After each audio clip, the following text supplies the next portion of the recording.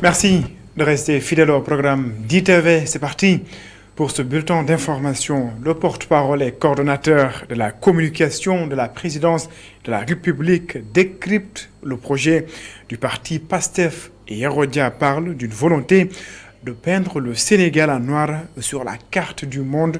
Et cela bien en nom. Il l'appelle la négation du Sénégal. L'invité du jury du dimanche est également revenu sur la non-candidature du président de la République. Selon lui, c'est une occasion pour les candidats à la présidentielle de prendre en charge les préoccupations des Sénégalais. Abdourahmane Ly. À 7 mois de la présidentielle, Macky choisit finalement de dire non, mais persiste dans le flou concernant le candidat de la coalition Benno Bokk Yakaar pour cette échéance électorale. Un point qui n'inquiète pas Herodia, le porte-parole et coordonnateur de la communication à la présidence de la République, estime que le renoncement du président Macky Sall à se présenter en 2024 devrait susciter une soif de répondre aux aspirations des Sénégalais du côté des candidats. Et quand la démocratie atteint à ce niveau-là, et je pense qu'il faut sortir des règles du jeu et entrer dans la phase 2 de la démocratie, où la démocratie est la compétition des réponses que les citoyens se posent. Aujourd'hui, les citoyens se posent des questions sur le terrorisme qui est à nos frontières. Aujourd'hui, quand on voit les manifestations, moi je suis de ceux qui pensent que Sonko est le symptôme de quelque chose. Sonko est le symptôme du mal-être de la jeunesse. Une jeunesse estimée à plus de 70% de la population au Sénégal. Mais pour Herodia, une bonne partie est utilisée comme bouclier humain par le leader du parti PASTEF dans ce qu'il appelle le projet de négation du Sénégal. Quand on lit le livre de la réponse de PASTEF sur le livre blanc du gouvernement, ce livre est un condensé de la négation, de ce que moi j'appelle la négation du Sénégal. Quand on lit le livre dit que le Sénégal a été le premier pays qui a abrité un coup d'État. C'est quoi l'objectif? De montrer que finalement, nous, quand on dit une exception démocratique, c'est de la littérature, c'est pas vrai. Et puis deuxièmement, il montre que le Sénégal est une démocratie consubstantiellement violente. Il y a eu des violences, c'est écrit noir sur blanc, il y a eu des violences en 62, il y a eu des violences en 68, il y a eu des violences en 88. Évidemment, dans notre histoire, il y a eu des incidents, mais il oublie carrément de rappeler que quand même dans notre système démocratique, l'alternance est devenue la respiration démocratique au Sénégal, contrairement à beaucoup de pays africains. Et même au-delà de l'Afrique, Dr Herodia estime que Macky Sall est définitivement entré dans l'histoire mondiale grâce à son adresse à la nation, dans laquelle il annonce qu'il ne se présentera pas à l'élection présidentielle de 2024. Abdourahmane Ly, quelques jours après les conclusions du dialogue national, l'idée d'un dialogue entre la coalition Yewwi Askan Wi et le pouvoir est agitée par des politiques, mais également des acteurs de la société civile. Le coordonnateur de la communication de la présidence de la République, pour donc le coordonnateur de la communication de la présidence de la République, l'heure est à la mise en œuvre des accords qui respectent les principes des institutions, le droit et la loi. Nous l'écoutons. On a ouvert un dialogue national. Les gens qui voulaient dialoguer sont venus dialoguer. On vient de finir un dialogue. Comme dit mon ami Bassirou Kébé, le Sénégal est un État organisé. Nul ne peut faire deux dialogues consécutifs. On a déjà fini un dialogue. Les gens qui voulaient venir au dialogue ont déjà dialogué. Et puis nous sommes à 7 mois des élections. Et puis l'Assemblée nationale va lancer un branle pour mettre en forme les accords. Et la main tendue du chef de l'État. Mais madame, le dialogue est permanent dans une démocratie. Le Sénégal a institutionnalisé le 28 mai comme journée du dialogue pour marquer sa spécificité. Et j'ai dit, nous, pour expliquer notre démographie, on n'a pas besoin de recourir à Montesquieu. On peut se baser sur notre répertoire symbolique traditionnel local. Et le Sénégal, c'est ici qu'on dit que le dialogue est permanent dans une démocratie. L'Assemblée nationale est le lieu du dialogue, mais le dialogue est encadré. Le dialogue ne peut pas se faire en dehors des institutions et de la loi. On va dialoguer en dehors du droit, de la loi et des institutions. Le président de la République a toujours dit, ma main est tendue, mais dans le cadre des institutions et de la loi. Khalifa Ababacar Sall et le PD sont venus répondre au dialogue, mais en tant que parti, ils ont posé le débat sur un certain nombre d'articles du code électoral. Il y a eu un consensus, ils ont dialogué, maintenant ça va aller à l'Assemblée nationale, ça va être au niveau de la loi. Et c'est ça la démocratie. Présidentielle de 2024, les femmes investissent le terrain politique. Après Aminata Touré, Aïda Mbodj déclare sa candidature. Elle a été investie sous la bannière de l'Alliance nationale pour la démocratie. And Sahal Ligue Aïda Mbodj se dit d'ailleurs prête à relever le défi. Je vous propose de l'écouter. J'accepte et déclare solennellement ma candidature à l'élection présidentielle du dimanche 25 février 2024 sous la bannière de l'Alliance nationale pour la démocratie, And Saxal Liggéey. À ce titre, soyez rassurés et convaincus que nous considérons ma candidature comme une réponse à l'appel de l'histoire qui exige d'avoir des vertus cardinales.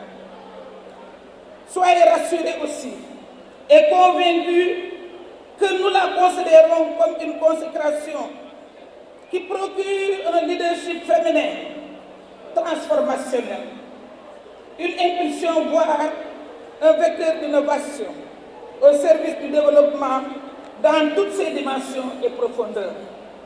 Notre pays est actuellement à la croisée des chemins. Autrement dit, à un moment de choix délicat, avec ses effets d'opportunités et de menaces, de forces et de faiblesses. Là et du haut de cette tribune, je voudrais demander à M. le Président de la République, après avoir renoncé au troisième mandat, de libérer les détenus politiques, de lever le blocus chez Ousmane Sonko. Monsieur le Président, je vous parle et je sais que vous m'écoutez. Levez le blocus de chez Ousmane Sonko. Libérer les détenus politiques, Monsieur le Président. Retenez qu'également Aïda Mbodj a présenté son programme au cours donc de cette cérémonie d'investiture. Son programme s'articule autour de 3 axes. Nous y reviendrons plus largement dans nos prochaines éditions. Le président du mouvement des serviteurs, de son côté, invite le président de la République à nommer un ministre indépendant ou neutre chargé de l'organisation de l'élection présidentielle de 2024 pour Pape Djibril Fall. C'est la meilleure formule. Nous l'écoutons. J'avais dit à haute et intelligible voix que nous envisagions les élections présidentielles de 2024 sans le président Macky Sall et nous sommes restés dans cette cohérence. Il ne devait pas participer, il n'y participera pas et aujourd'hui, tout ce sur quoi nous sommes en train de travailler aujourd'hui, c'est de faire en sorte que la Direction générale des élections, le ministère de l'Intérieur puisse organiser les élections dans des conditions transparentes et régulières. Et nous continuons aussi de demander qu'on ait un ministre de l'Intérieur neutre, une personnalité indépendante, comme l'avait fait le président de la République, Maître Abdoulaye Wade, en 2011. Il avait concédé à une revendication forte de l'opposition d'alors de sortir les élections du ministère de l'Intérieur à l'époque qui était tenu par M. Ousmane Ngom et de confier ça à Cheikh Gueye qui l'avait à l'époque conduit de fort belle manière. Et c'est tout ce que nous demandons au président Macky Sall de faire encore davantage mieux que ses prédécesseurs. Inauguration de la gare du train express régional à l'aéroport international Blaise Diagne, le DIAS donc. Le président de la République salue la rapidité et l'efficacité des travaux. Le chef de l'État se dit satisfait. Il considère cet outil comme une preuve vivante de la modernisation du transport au Sénégal. Khadija Diouf et Moussa Dia.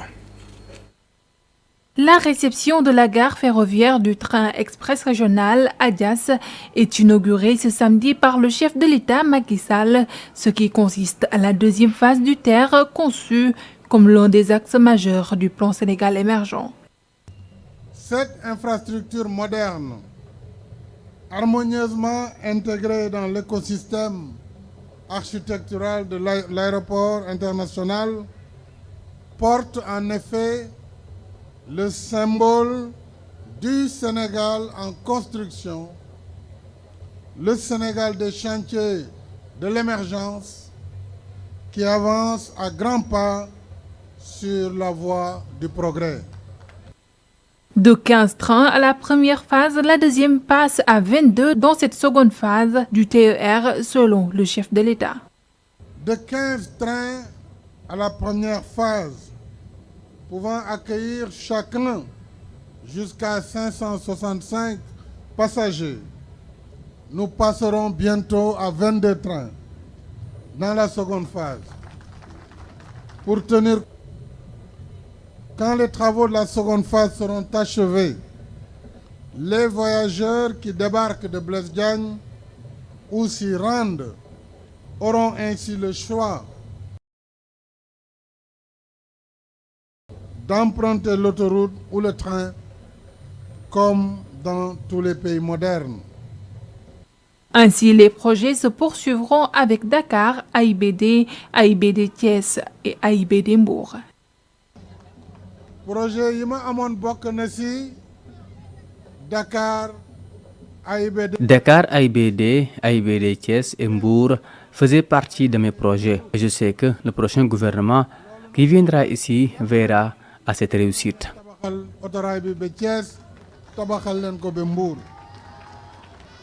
Ce samedi était l'inauguration de la réception de la gare ferroviaire du TER de l'aéroport international Blaise Diagne de Diass. Encore un pas vers la modernisation du transport au Sénégal. Khadija Ndadjouf, les habitants de Mboulorten réclament le bitumage de l'axe Khombol-Mboulorten et Mboulorten-Fissel. Ils veulent également des infrastructures sanitaires et des écoles. Ils l'ont dit à Isidore Alexandre Sen et Sambafan. Le bitumage de la route Khombol-Mboulorten-Fissel est devenu une lapalissade dans la commune de Ndiayène-Sirakh. Les populations remettent sur la table la doléance. Les jeunes de Touba-Mboulorten se sont réunis aujourd'hui dans le seul but de discuter et de faire s'entendre à travers le pays tous les problèmes qui gangrènent le village. Alors, le problème majeur de Mboulorten, c'est l'état de la route Khombol-Mboulorten-Fissel. Alors ce problème-là ne peut pas sans occasionner d'autres qui freinent carrément le village.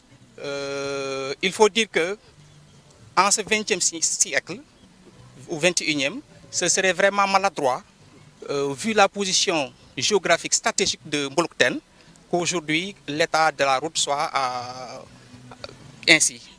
Autre préoccupation, la redynamisation du marché hebdomadaire ainsi que la construction d'un CM de proximité. En effet, si je prends aujourd'hui l'exemple du marché qui a été reconnu à travers le pays, je n'ai pas exactement les souvenirs du marché quand il était à son essor plein. Mais quand même, si je recule quelques années, je peux me souvenir que c'est un marché qui participait au développement socio-économique du village. Aujourd'hui, c'est carrément oublié. C'est un marché qui n'existe pratiquement plus. Et ceci a été occasionné par un manque d'eau réel qui existait autant. Alhamdoulilah, aujourd'hui, le problème d'eau ne se pose plus. Cependant, je prends un autre concept comme l'éducation. Jusqu'à présent, le village ne dispose pas de collège d'enseignement moyen. Pas encore la fin de la liste des problèmes. Il s'y ajoute de réelles difficultés d'accès aux soins sanitaires. Donc du côté de la santé, vraiment on aurait voulu qu'on nous dote d'une ambulance au moins médicale pour qu'on puisse prendre en charge les femmes, surtout enceintes. Médecins, droits et obligations dans l'exercice de leur profession, c'est le thème choisi lors de la journée organisée par l'Ordre des médecins du Sénégal. Objectif, trouver des solutions visant à améliorer le bien-être des communautés. Je vous propose de suivre les explications du représentant du ministère de la Santé et de l'Action sociale et Dr Bouli Diop, président de l'Ordre des médecins du Sénégal. Le choix du thème est d'actualité compte tenu aux événements malheureux récemment vécus dans le pays. Et c'est une opportunité d'échange avec les experts du ministère de la Santé, les experts du ministère de la Justice, les experts de la société civile en la matière et des institutions de formation. Je pense qu'à travers les échanges que nous allons avoir avec ces différents experts, nous allons trouver des plages de convergence pour se comprendre, mais aussi pour nouer des alliances entre ces deux secteurs pour que le patient soit au cœur de nos préoccupations, aussi bien aussi que le personnel de santé, dans l'exercice de leur profession, soit à l'aise. Je pense que c'est tout, en tout cas, l'intérêt de cette journée, pour qu'on puisse sortir de cette journée avec des recommandations fortes que nous allons transmettre aux autorités pour une application et dans le bien-être des populations. Les écoles privées catholiques implantées en zone rurale sont confrontées plusieurs problèmes. C'est le cas d'une école implantée à Tchadjaï, l'école Notre-Dame de la Paix. Les responsables de la structure interpellent les autorités. L'école a d'ailleurs organisé une fête à l'honneur du directeur parti à la retraite. C'était en présence de nos correspondants permanents à Mbour, Montegakan et Mamoudouba. Les parents d'élèves de l'école privée catholique Notre-Dame de la Paix ont tenu à rendre hommage au directeur de l'établissement qui est appelé à faire valoir son droit à la retraite. L'intéressé s'est dit fier d'avoir accompli pleinement sa mission. Un sentiment de devoir accompli. Quand on finit le travail, il faut d'abord rendre grâce à Dieu. Se dire que à toute chose, rendre grâce à Dieu et toute chose a une fin. L'essentiel, c'est quand on regarde dans le rétroviseur, on se sent qu'on a accompli sa tâche. Le directeur diocésain de l'enseignement catholique de Dakar, qui a présidé la cérémonie, a rendu grâce à Dieu. Ce qui m'anime aujourd'hui comme sentiment, c'est l'action de grâce, la joie profonde de voir des gens qui ont servi pendant de longues années, qui vont faire valoir le droit à la retraite. Action de grâce à Dieu qui leur a donné cette force et cette intelligence d'éduquer ces citoyens sénégalais. Le directeur de l'école part, mais il laisse derrière lui beaucoup de difficultés, dont le principal soubassement est le faible taux des frais de scolarité. À cause de la situation géographique de l'école, qui est en zone rurale, la scolarité ne permet pas très souvent de couvrir les besoins de l'école. Donc, ça veut dire que ce que nous récupérons comme argent sert uniquement à payer les salaires. Donc, pour réfectionner l'école et tout, c'est là où il y a problème. Pour le matériel, là aussi ça manque. Nous avons besoin souvent, avec le curriculum, de beaucoup de matériel, surtout informatique. Parce qu'on a besoin de papier, on a besoin de photocopieuses et tout. Et souvent, ça manque. Chez nous, les parents d'élèves se débrouillent, mais ce n'est pas suffisant. À l'instar des écoles privées catholiques en zone rurale, la plupart des établissements privés laïques qui sont implantés dans les villes vivent à peu près la même situation. 131 millions de francs CFA, c'est le montant que la coopération italienne à travers l'Institut culturel italien et Euresia compte investir pour former les danseurs sénégalais. 14 bourses seront délivrées. Les lauréats choisis lors d'un stage, ils seront d'ailleurs formés en Europe. Nous allons écouter les explications de Serena Senke Grana, directrice donc du Centre culturel italien, au micro de Cheikh Hassan Affal. La restitution du projet Eurasia Dance Audition au Sénégal. On a invité un chorégraphe, c'est la 4e édition qu'il vient ici pour donner des formations et pour faire des auditions pour les académies de formation professionnelle en danse en Europe, en Italie, en Allemagne et en Danemark. Cette année, Stefano a donné des classes, une masterclass de danse de 5 jours. Il y a cette année 14 bourses d'études pour la valeur de 200 000 euros. Donc l'objectif de ce soir, c'est de donner les bourses d'études, mais l'objectif de le projet en général, c'est de former des danseurs ici au Sénégal, leur donner la possibilité d'expérimenter des autres techniques et des styles de danse qui ne se trouvent pas dans les continents, mais qui se trouvent un peu partout le reste du monde. Donc, il lui donne la possibilité d'apprendre quelque chose de nouveau.